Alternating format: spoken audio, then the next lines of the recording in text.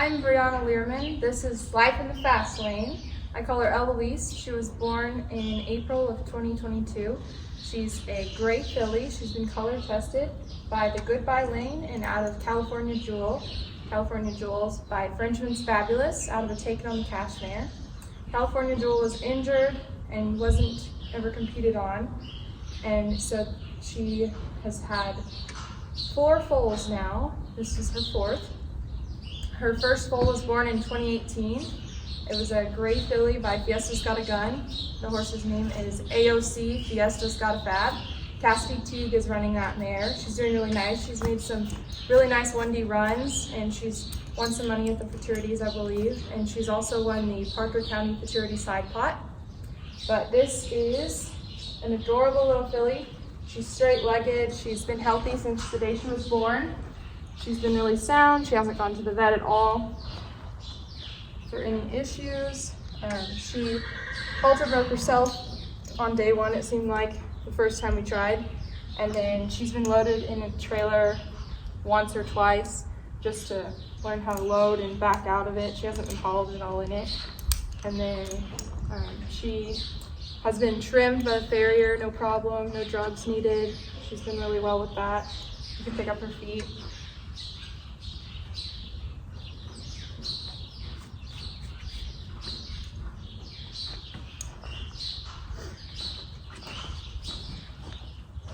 But she's a nice little filly. She really wants to learn and please. She wants a job. I think she should be a phenomenal barrel horse with her pedigree. And I really enjoy the Goodbye Lanes. This is my 3rd one. I now have 4. And I have one that was just born. But I have 2 that are Derby age. They have done really well at the rodeos. I got them as kind of fresh futurity horses and then took them to the rodeos myself, and they've done really well. They have really good minds, and they really are thinkers, and they really want to please and do right and do whatever you ask. If they don't do it right the first time and you ask them a different way, they usually figure it out pretty quick. But I love the Goodbye Lanes. Can't say enough good things about them. They're really athletic. I think this filly is going to be really awesome for someone. I hope she goes to an awesome home that campaigns her and shows how awesome she is. But she gets along well with other horses. She was with that 2022 colt for the last year, but now she's been with her 3-year-old sister. And her sister has been easy to ride, has never bucked. I don't think she bucked at the colt starter, I'm not really sure, but I've ridden her since then, started her on the barrels. Even 3 months fresh, she's never bucked or done anything stupid. She doesn't run off or do anything like that. So they've all of California Jewel's babies have been very easy to start and train. And I think that they will do really nice things. And this little filly should be awesome.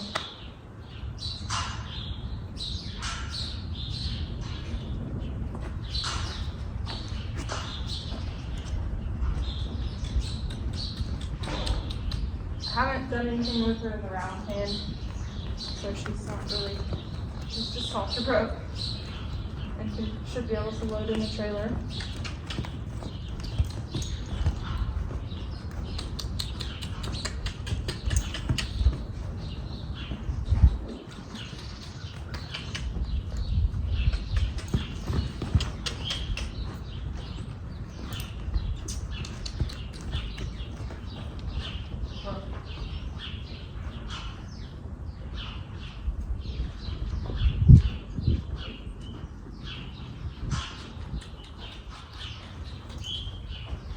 She hasn't done anything bad, like rearing up, falling, biting, kicking. She hasn't done any of that. She stood tied for a few hours, a couple times. She's done really good with that. But she's got a little spice to her. She's gonna have the drive to be good, but she's also pretty willing. Today she's feeling really spicy because it's windy. But I think this is gonna be a really nice filly for someone.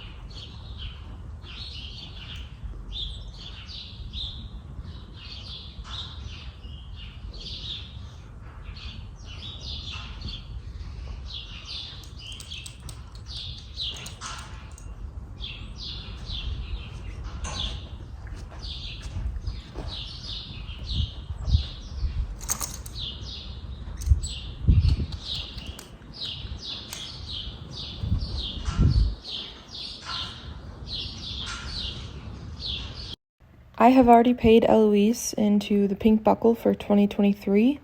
That and the ruby buckle you have to nominate for $200 annually by August 1st. And I have also paid that for the ruby buckle for 2023. But please make sure to pay her into that every year. With being in this sale, she will be able to run at money at the pink and ruby buckle that is specifically side potted from the gold buckle horse sale. So there are very few horses that have sold in this sale so far, and she will be competing against those that have gone through this sale. She is eligible for life for the Royal Crown because the Goodbye Lane was a stallion the first year they created it, and so he's considered a charter stallion, and so his foals are eligible for life as long as he's in there.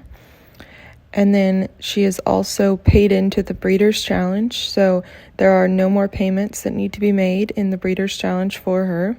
She can run at the Futurity and Derby and Open races there and qualify for the finals.